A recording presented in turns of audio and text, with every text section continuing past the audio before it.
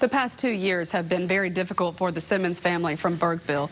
Their daughter Carli was diagnosed with a brain tumor when she was only 15 months old and has had major complications as a result of her treatment. But through it all, with all the help of the communities and of Jasper and Burkeville, the Simmons family has taken the love that they've been shown, and they're spreading it to others who are fighting similar battles. Little Carli Simmons has been in the hospital almost 2 of the 3 years she's been alive. Her mother, Valerie, says Carli was a child everyone was drawn to. Smiled all the time. Happy. Always happy. People see her pictures from before, that's their comment. She was always smiling. The before Valerie is referring to is when Carli was 15 months old and everything changed.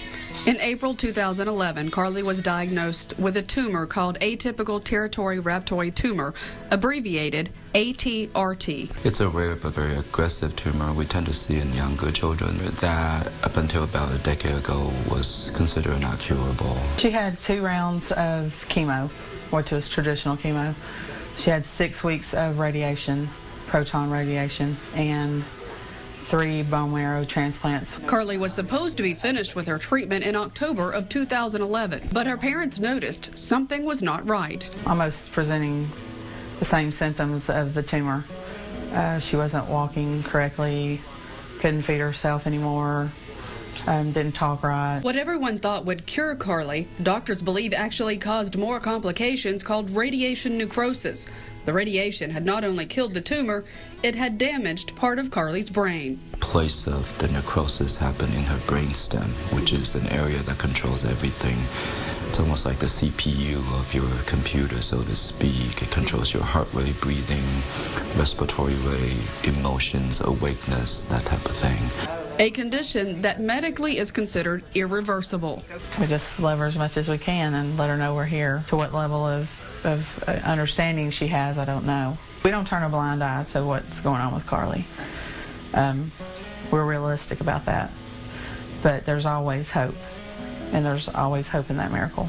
Throughout Carli's treatment, the Simmons family has tried to keep life as normal as possible. I'm done. But the fight for Carli's life required a change in life for the entire Simmons family. Our focus is Carli, and our life revolves around her because this is our world. And when you're put into the cancer world, that consumes you. That world has taken them from their home in Burkeville to Houston to be closer to Carli's doctors and the hospital.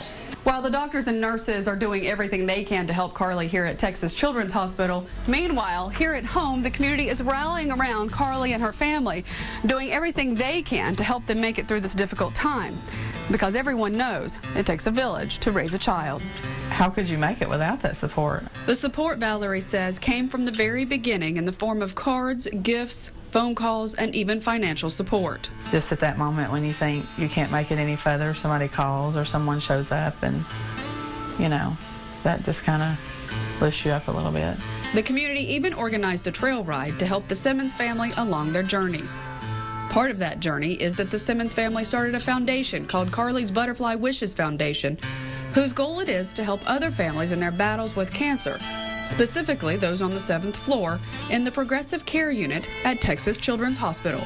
For Halloween, Carli and her family dressed up and passed out candy. For Thanksgiving, she brought Thanksgiving lunch for the families. And for Christmas, with the help from the community, Carli's foundation gave everyone on the floor gifts and a Christmas meal.